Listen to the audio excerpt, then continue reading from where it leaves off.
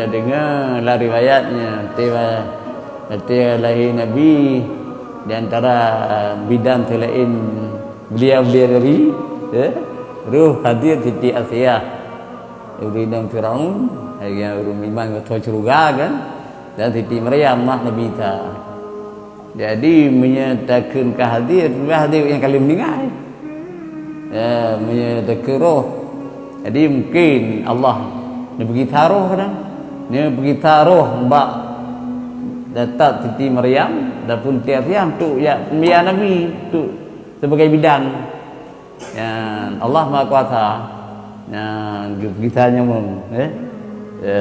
lagi tinggal sabar riwayat Nabi dia dalam kubur udip kuburnya orang dah salah tu mah Nabi dalam kubur dia bisa lu betul juga Nabi dia betul telengok betul Nabi roh Nabi dalam kubur udip udip mungkin udip yang pulang Allah kadang alam barzah. Jadi menurut kadang-kadang untuk memuliakan lahir Nabi kita je bang dalam tubuh Siti Maryam dan Siti Asiyah untuk jak buat Nabi sambut lahir Nabi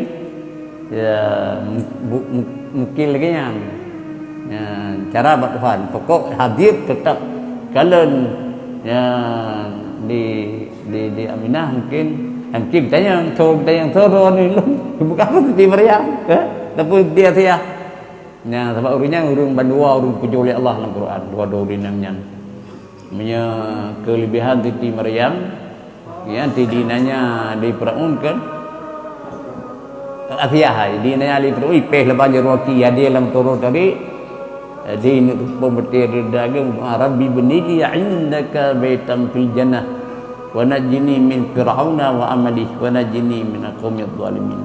Ya Allah tungku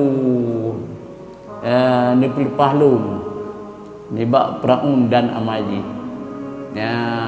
itu orang Rabbi najini ni pelpahlun dan ni pelpahlun bak yang tadi Rabbi benili pergi pergi rumah kecewa Tuhan kata ini tumpung tiada daga Rabbi benili indaka fil jannah.